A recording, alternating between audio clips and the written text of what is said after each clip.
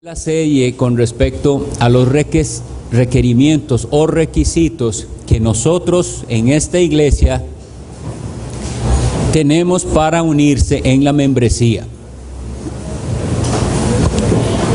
Y de una vez les voy a anunciar y les voy a pedir, si hay dudas de lo que esta y las clases anteriores se ha tratado, es necesario que me hagan llegar esas dudas. Y entonces yo daría una lección extra de hoy en 8 días, aclarando y respondiendo. Si no es así, si no hay dudas, entonces de hoy en 8 días el hermano pastor Eduardo Flores empezará la serie sobre la inspiración y preservación de las Sagradas Escrituras. Entonces estén atentos, por favor, a darme sus dudas y sus inquietudes, algo que no quedó muy claro, a ver si es necesario dar un resumen respondiendo todas esas dudas. Hoy vamos a ver el último requerimiento para los miembros de esta iglesia local. Quisiera leer unas palabras de un hombre que se llamó James Madison Pendleton y que en el siglo XIX dijo esto, dice: nuestro Dios es infinitamente santo y rehusarse a ejercer la disciplina cuando se han cometido ofensas personales o generales que lo requieren, sería como sugerir que Dios patrocina la iniquidad o que no se ofende por ella. Que las iglesias tiemblen cuando consideren esto y recuerden que el Dios al cual servimos es un Dios santo y un Dios celoso.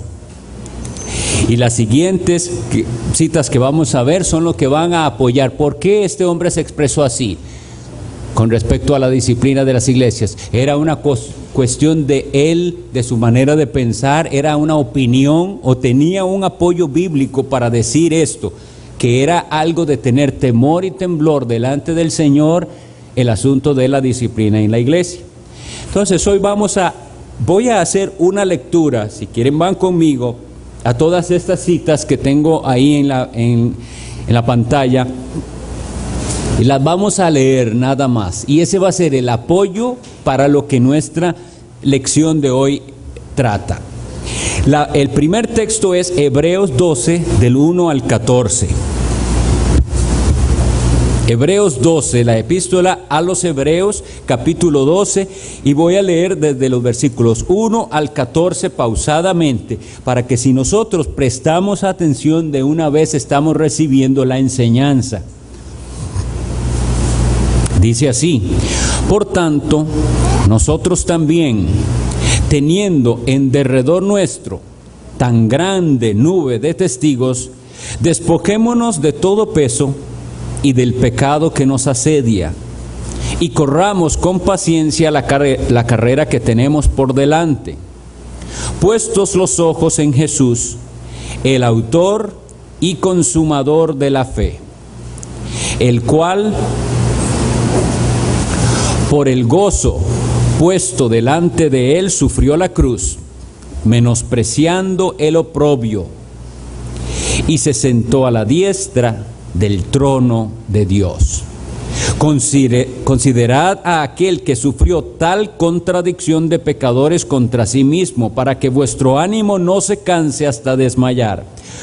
Porque aún no habéis resistido hasta la sangre, combatiendo contra el pecado, y habéis ya olvidado la exhortación que como a hijos se os dirige, diciendo: hijo mío, no menosprecies la disciplina del Señor, ni desmayes cuando eres reprendido por Él, porque el Señor al que ama disciplina y azota a todo el que recibe por hijo.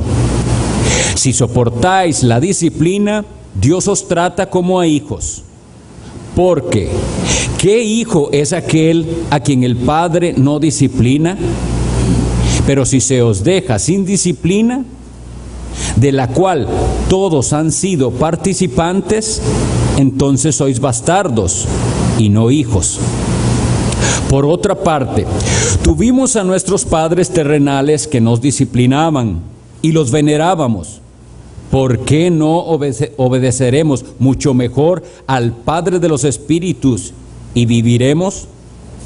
Y aquellos ciertamente por pocos días nos disciplinaban como a ellos les parecía, pero para lo que nos es provechoso, para que participemos de su santidad. Es verdad que ninguna disciplina al presente parece ser causa de gozo, sino de tristeza. Pero después da fruto apacible de justicia a los que en ella han sido ejercitados. Por lo cual, levantad las manos caídas y las rodillas paralizadas, y haced sendas derechas para vuestros pies, para que lo cojo no se salga del camino, sino que sea sanado. Seguid la paz con todos y la santidad, sin la cual nadie verá al Señor. Todo este texto nos habla de la necesidad y de la realidad de que los verdaderos cristianos son disciplinados por Dios. Y luego vamos a ver cómo disciplina Dios a los suyos. Pero el elemento importantísimo aquí es con lo que cierra este texto. Los cristianos se van a caracterizar por seguir la paz y por seguir la santidad. Una procura de la paz y de la santidad. Y para eso nosotros necesitamos la disciplina, porque aunque creyentes, aunque salvos por la fe en Cristo, aunque con un corazón cambiado por Dios, aún cargamos con el pecado, contra el cual dice ahí que tenemos que luchar y que todavía no hemos luchado hasta la sangre. Esto nos da la idea de una pelea real, una guerra contra el pecado que todavía mora en nosotros y el pecado que nos asedia. Por eso nos habla del despojo del peso. Y después vamos a andar en algunas otras cosas que dice este texto, pero en particular no olvidemos lo que se nos dice, que el Señor al que ama disciplina, y que a todo el que recibe por hijo, el Señor corrige. No hay cristianismo. Usted no es un cristiano verdadero si no puede notar cuando Dios le disciplina. Porque eso significaría pensar que usted no tiene nada por lo cual ser disciplinado. Recuerden que nosotros estamos haciendo las comparaciones que en la Biblia vienen con respecto a la iglesia y un cuerpo, una casa, un edificio, una familia. Y en el caso de la disciplina vamos a tener ilustraciones muy claras con la disciplina de nuestros hijos. Sigo leyendo en el Evangelio según Mateo, capítulo 18. Lo que estoy leyendo es el fundamento doctrinal que nos lleva a tener un especial cuidado acerca de la disciplina en la iglesia. Mateo 18, del 15 a 17, dice así: Por tanto, si tu hermano peca contra ti, ve y repréndele estando tú y él solos, y si te oyere, has ganado a tu hermano. Mas si no te oyere, toma aún contigo a uno o dos, para que en boca de 2 o 3 testigos conste toda palabra. Si no los oyere a ellos, dilo a la iglesia, y si no oyere a la iglesia, tenle por gentil y publicano. Esas son las normas bíblicas de cómo se tratan los problemas en la iglesia. Entonces, aplicándolo así brevemente, como les digo, de cada uno de estos textos después vamos a ampliar, pero el asunto es, no se permiten en la iglesia los chismes. Si alguien viene a decirme algo con respecto a otra persona, yo voy a la Biblia y le digo, ¿ya usted habló con esa persona? Porque eso es lo único que tiene que hacer, hablar en privado con esa persona. Y si usted me está contando a mí, es que usted me quiere como testigo para algo, pero no es así. La práctica del mundo y de muchas iglesias incorrectas, no se permite el chisme. Se habla con la persona con la que hay el conflicto, se siguen los métodos bíblicos y siempre el afán es ganar al hermano que se está desviando, que ha tropezado, etc. Un caso más, grave es 1 Corintios capítulo 5. Y el versículo, y vamos a leer del 1 al 11, cómo se trató un caso de inmoralidad en Corinto. De cierto se oye que hay entre vosotros fornicación, y tal fornicación cual ni aun se nombra entre los gentiles, tanto que alguno tiene la mujer de su padre, y vosotros estáis envanecidos. ¿No debierais más bien haberos lamentado para que fuese quitado de en medio de vosotros el que cometió tal acción? Ciertamente yo, como ausente en cuerpo, pero presente en espíritu, ya como presente he juzgado al que tal cosa ha hecho. En el nombre de nuestro Señor Jesucristo, reunidos vosotros y mi espíritu con el poder de nuestro Señor Jesucristo, el tal sea entregado a Satanás para destrucción de la carne, a fin de que el espíritu sea salvo en el día del Señor. No es buena vuestra jactancia. ¿No sabéis que un poco de levadura leuda toda la masa? Limpiaos pues de la vieja levadura, para que seáis nueva masa sin levadura, como sois, porque nuestra Pascua, que es Cristo, ya fue sacrificada por nosotros. Así que celebremos la fiesta, no con la vieja levadura, ni con la levadura de malicia y de maldad, sino con panes sin levadura, de sinceridad y de verdad. Os he escrito por carta, atención, que no os juntéis con los fornicarios, no, absolutamente, con los fornicarios de este mundo, o con los avaros, o con los ladrones, o con los idólatras, pues en tal caso os sería necesario salir del mundo.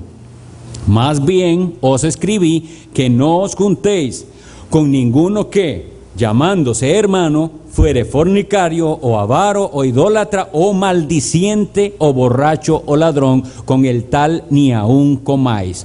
Porque, ¿qué razón tendría yo para juzgar a los que están fuera? ¿No juzgáis vosotros a los que están dentro? Porque a los que están fuera Dios juzgará. Quitad pues a ese perverso de entre vosotros. Leemos ahora Gálatas 6:1. Vemos que hay algo diferente, ¿verdad?, en cómo se trató este caso de disciplina, una acción más inmediata. Gálatas 6:1 nos dice: hermanos, si alguno fuere sorprendido en alguna falta, vosotros que sois espirituales, restauradle con espíritu de mansedumbre, considerándote a ti mismo, no sea que tú también seas tentado. Segunda a los Tesalonicenses 3, y leemos del 6 al 15.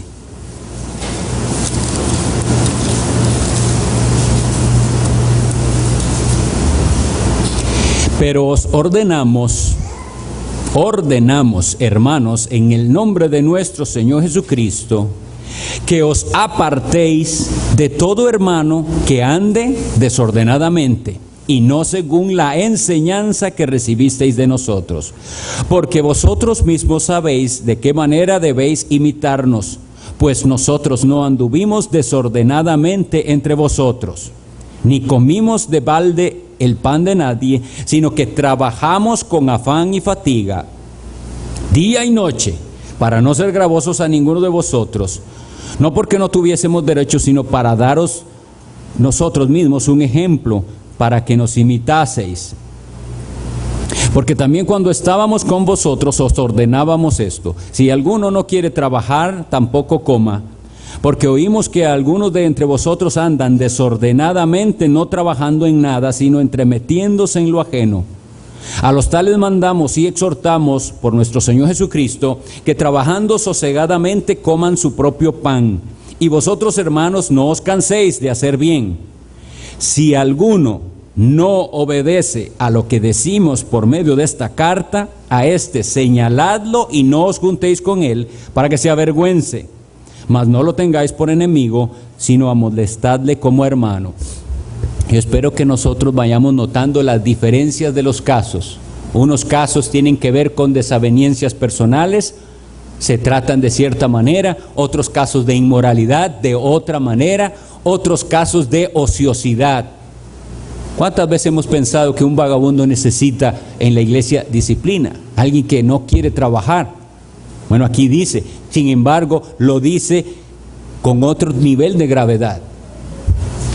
Vamos a ir a primera a Timoteo 1:20 y leemos donde dice: de los cuales son Himeneo y Alejandro, a quienes entregué a Satanás para que aprendan a no blasfemar. Hay otra clase de faltas que es ir contra la doctrina de Cristo, que ameritan también una entrega de los tales a Satanás. Capítulo 5, versículos 19 y 20. Contra un anciano no admitas acusación, sino con 2 o 3 testigos. A los que persisten en pecar, repréndelos delante de todos para que los demás también teman. Tito 3, del 9 al 11.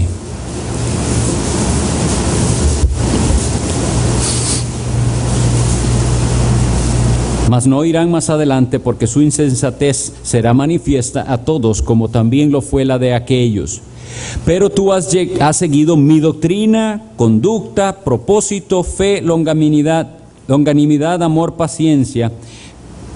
Creo que esta no es la cita. Espérese.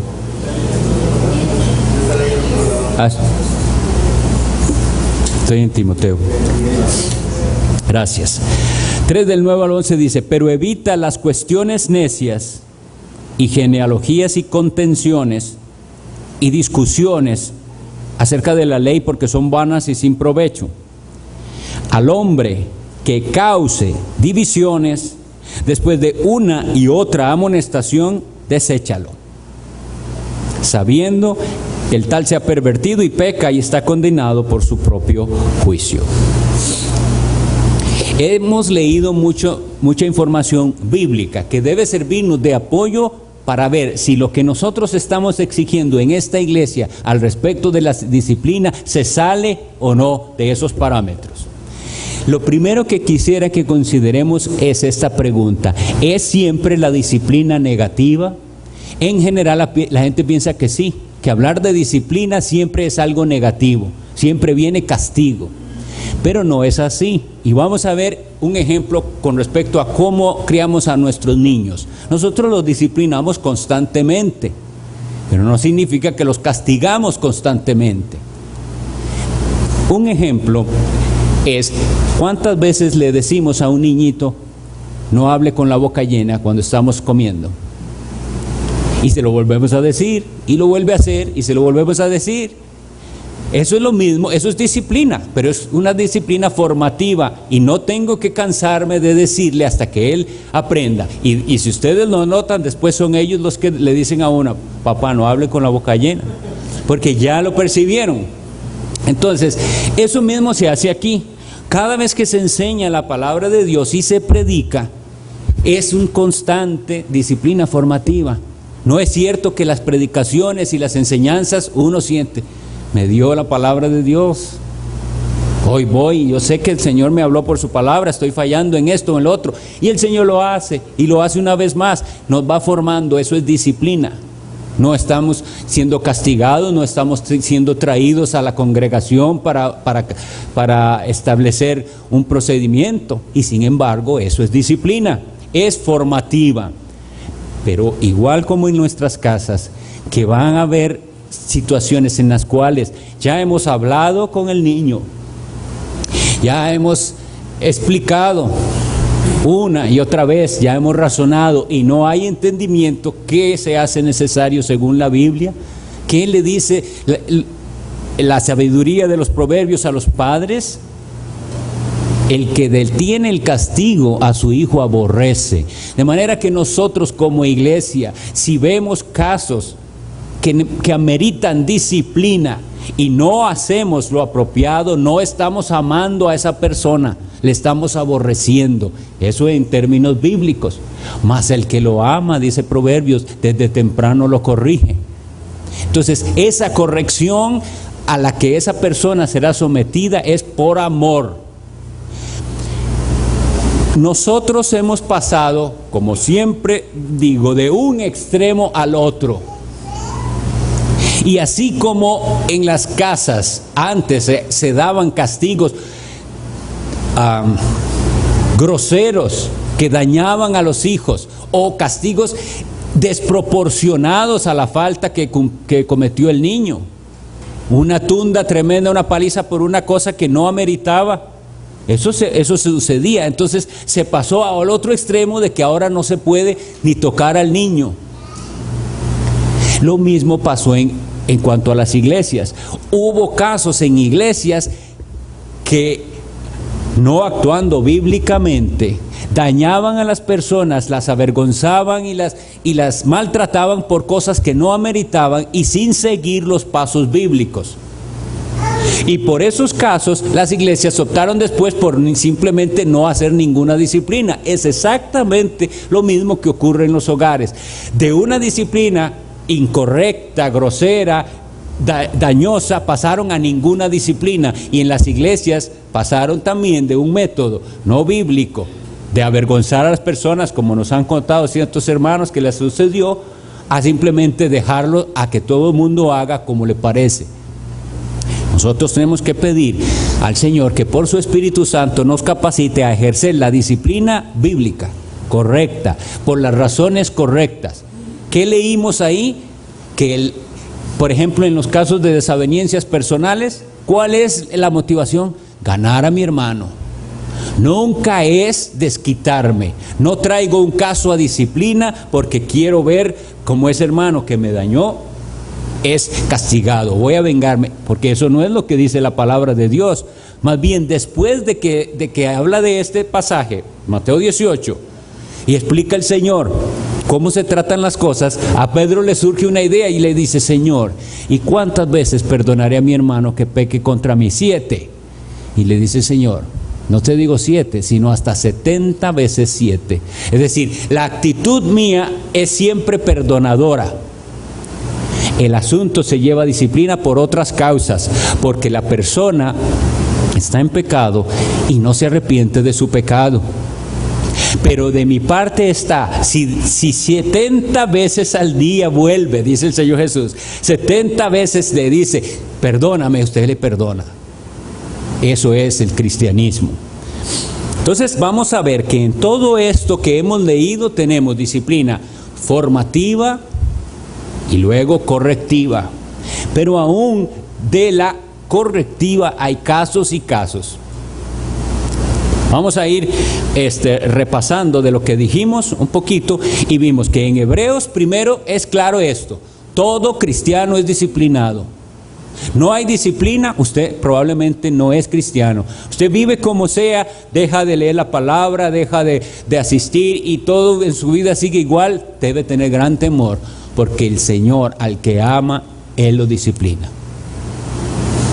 Pero bueno, el Señor tiene métodos por los cuales Él nos cuida, y es la iglesia misma.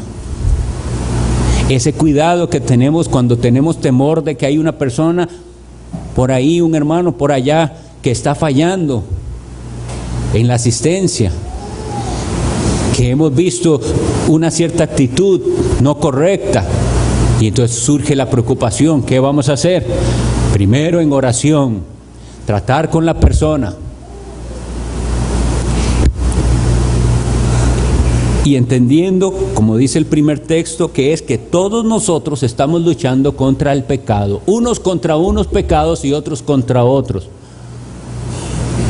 Las cosas con las que yo lucho probablemente no son las que usted lucha, pero no debo pensar que mi carga es la más pesada. Para cada uno su carga es la pesada. Debemos ser compasivos los unos con los otros y ayudarnos, como también dice ahí mismo en Gálatas, que hay una forma de tratarlo. Vaya usted, que es espiritual, y considerándose usted mismo que usted también es de carne y hueso y tropieza y se equivoca, hable con su hermano con amor, procurando el bienestar de esa persona, restaurarle. Si eso no es lo que mueve a una iglesia a ejercer la disciplina, no es la razón bíblica, es restaurarle, y con un espíritu de mansedumbre. Pero igual, como vemos en Mateo, habrá casos en los que las personas entran en rebeldía y entonces no aceptan la corrección.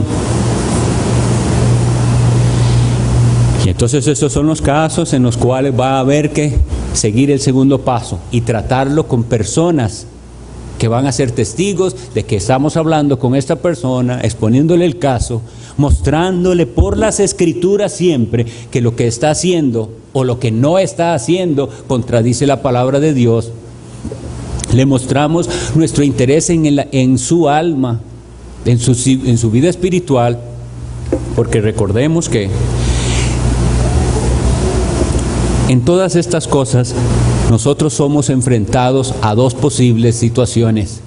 Habrá quienes a raíz del conflicto, de la situación, llegarán a verse: ¿por qué está pasándome esto? ¿Por qué estoy yo pasando por esto?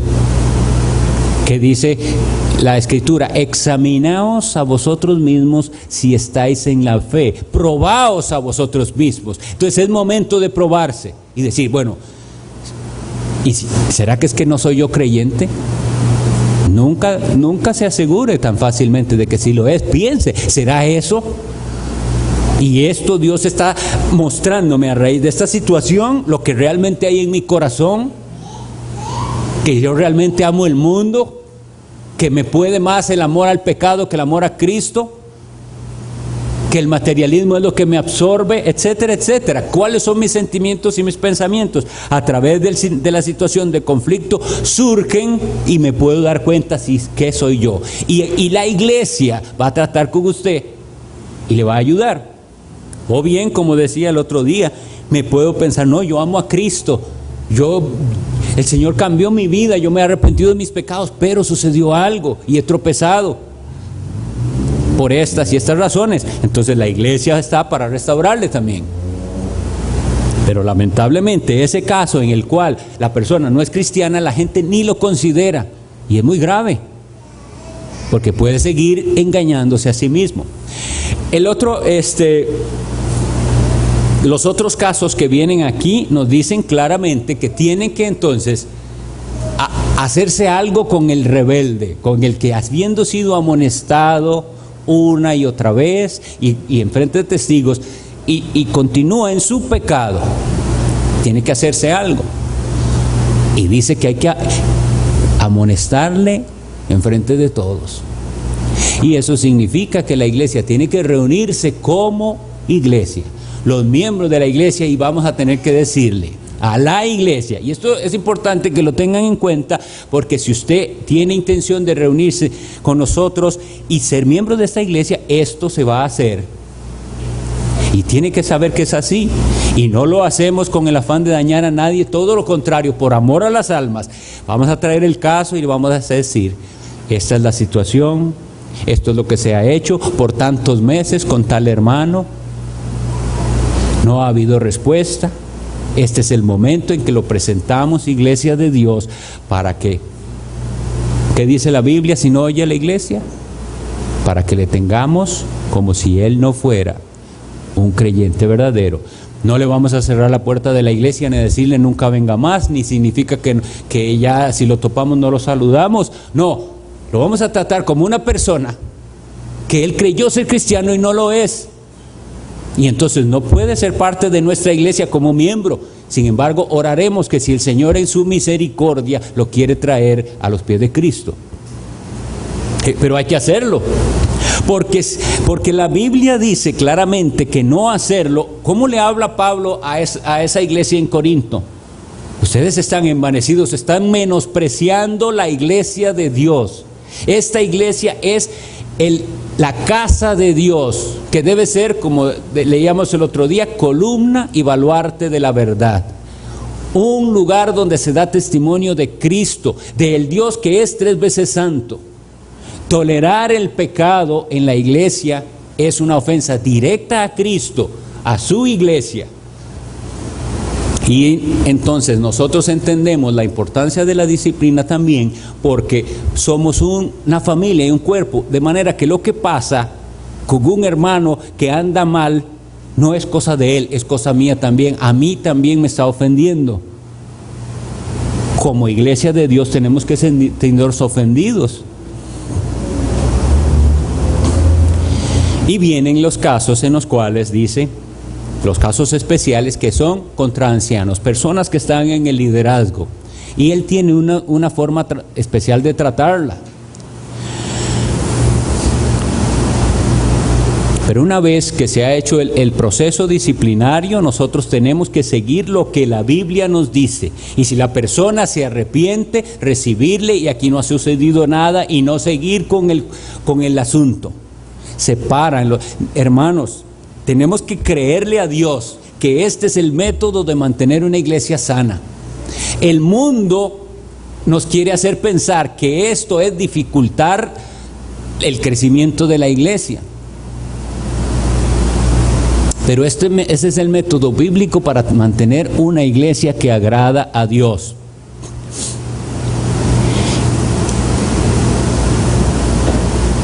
Debemos tener en cuenta estas dos cosas que anoté aquí. Efesios 4:32 dice: antes sed benignos unos con otros, misericordiosos, perdonándoos unos a otros, como Dios también os perdonó a vosotros en Cristo. ¿De qué está hablando este pasaje? De nuestra actitud hacia nuestros hermanos.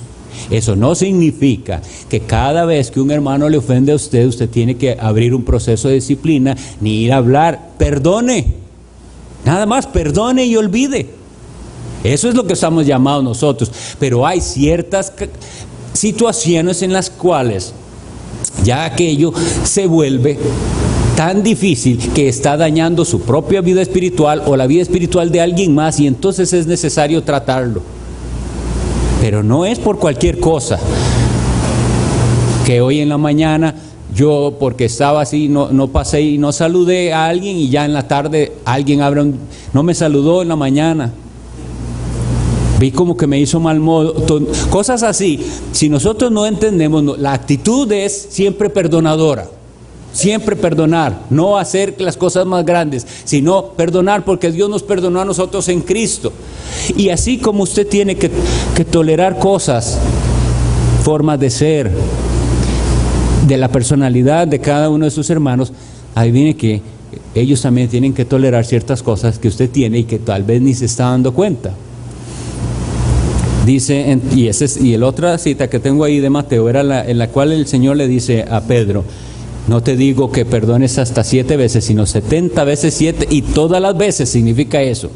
Ahora bien, entonces al hablar de disciplina, nosotros tenemos esta, por decirlo así, política. Una puerta de entrada muy estrecha y una puerta de salida amplia. En los movimientos de crecimiento de iglesia tienen completamente lo contrario. Abra todo el mundo, abra la puerta, todo el mundo venga, no importa cómo usted sea, no deje nada, aquí todo el mundo es recibido.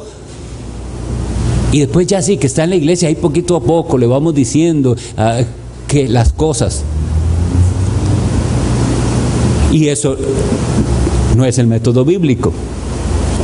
El método bíblico es para entrar en la comunión de esta iglesia. Usted tiene que entender muy claramente qué es ser cristiano, tener un testimonio de conversión y un compromiso. Y esto lo que significa es que se va dificultando la entrada. Pero aquellos que entran correctamente permanecerán. Y como decía al inicio de la serie, si usted al hacerse miembro de una iglesia no tiene claro que hay formas en las cuales usted puede ser expulsado de esa iglesia, muy probablemente usted entró de una forma no bíblica. Porque la persona que entra a la membresía de la iglesia tiene que tener claro que se compromete a andar en santidad junto con los hermanos y a ciertos compromisos con Dios y con sus hermanos, y que si no se cumplen, usted puede ser expulsado de la iglesia. Pero la gente hoy en día se une a las iglesias y ni por la mente le pasa que hay algo que ellos puedan hacer que les pueda provocar ser expulsados de la iglesia. Entonces, nuestra filosofía, una puerta angosta. Y eso no quiere decir que no queremos visitas. Venga todo el que pueda y traiga a todo el que pueda que escuche la palabra de Dios, porque creemos que es la exposición bíblica, el evangelio de Cristo el que transforma vidas. pero no vamos a brincarnos o a pasar por alto las instrucciones bíblicas al respecto de la iglesia. Y el asunto ¿es optativa la disciplina? Es decir, eso es algo que si queremos hacemos y si queremos no hacemos, o en algunos casos, les puedo decir, sería más cómodo para nosotros ignorar el asunto. ¿Quién quiere meterse en este problema? Véanlo, tener que hablar con una persona y exponerle su falta y anticipar que me va a recibir mal, que no va a hacer caso probablemente. De hecho, esto es tan común que al tratar los casos uno va con esa actitud, pero Dios nos ha mostrado su poder. Cuando nosotros hemos tenido más bien a veces que tratar con alguien y vamos con el pesar en el corazón de que esto que irá a pasar, y el Señor cambia todas las cosas, toca aquel corazón, la persona se arrepiente y dice gracias y ayúdeme, y vemos el poder del Señor Dios siendo fiel a su palabra, porque nosotros estamos procurando ser fieles a lo que Él nos mandó, y la persona es restaurada y nos da gran gozo. No es optativo, es un requerimiento de Dios para sus iglesias. De hecho, decía un teólogo del siglo XIX, J.L. Dack, cuando la disciplina sale de una iglesia o deja la iglesia, Cristo deja esa iglesia. No hay disciplina en una iglesia, muy probablemente ahí no está Cristo. Eso se volvió un club, una asociación, una sociedad de amigos que hacen cosas juntos, que disfrutan juntos, que se quieren mucho, que comparten algo, pero ellos no están creciendo en la gracia y en el conocimiento de nuestro Señor Jesucristo, no están creciendo en santidad. Una iglesia sin disciplina deja de ser iglesia. Las estadísticas históricas, quisiera compartirles este dato que me asombró. En el siglo XIX, estas estadísticas son particularmente de los Bautistas del Sur, que es la denominación más grande en Estados Unidos, y llevan muchos registros, por los cuales pueden dar datos así. Anualmente se expulsaban de las iglesias el 2% de los miembros. Esto significa, para ponerlo en números, de una iglesia de 100 por año, había que expulsar a 2 personas que no andaban ordenadamente después de su proceso de disciplina. Es decir, las iglesias sabían que era tarea constante vigilar que la iglesia ande en pureza. Desde el momento en que se abandonaron esas prácticas, ahora no se sabe de que a nadie se expulse de una iglesia por cualquier causa. Vive como el más impío, vive como un inconverso y nadie se mete con él ni le dice. Pero la Biblia lo que dice es, con ese no pueden andar. Tienen que excomunicarlo. ¿Cómo vamos a dar la cena del Señor a una persona que sabemos que anda mal? Es un irrespeto a la sagrada ordenanza, al memorial de Cristo, a la sangre que fue derramada. No podemos hacerlo. Entonces, tengamos presente que para formar parte de esta iglesia en particular, el solicitante accede a someterse delante de Dios a la disciplina que esta iglesia ejerce.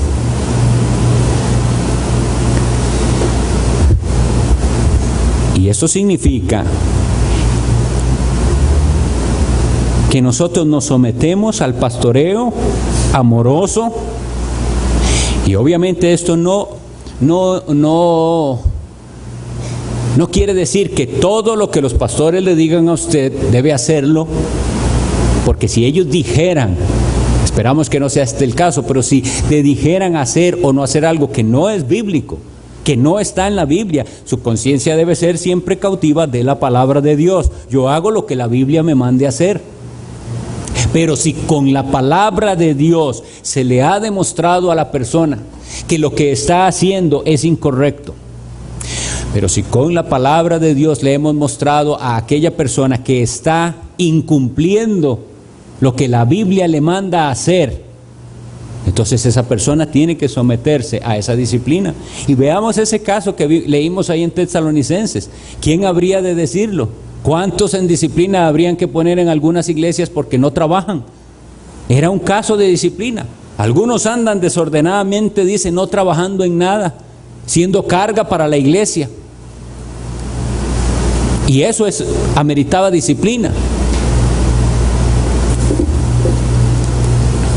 Quisiera, hermanos, entonces, que con respecto a esto que hemos dicho de la disciplina de la iglesia, de los requerimientos que en todas las lecciones anteriores tuvimos para unirse a la iglesia, lo mediten, lo repasen, y si hay dudas específicas, o como les he dicho, algo que más bien en lugar de aclarar confundió, hablen conmigo, mándenme las preguntas, y entonces de hoy en 8 podríamos tener una sesión solo de preguntas y respuestas, no en el momento, sino que me las han dado antes y yo vengo y contesto cada una de las inquietudes. Si usted está pensando en ser miembro de esta iglesia y le surge una duda con respecto a lo que hablamos, mándemela y hablamos. Si no hay dudas, entonces, hermanos, hoy cerraríamos esta serie de lecciones bíblicas con respecto a la membresía, y se les anuncia que entonces vamos a tener siempre una clase continua aparte para todos los que no han llevado estas lecciones bíblicas y tienen interés en unirse a la iglesia.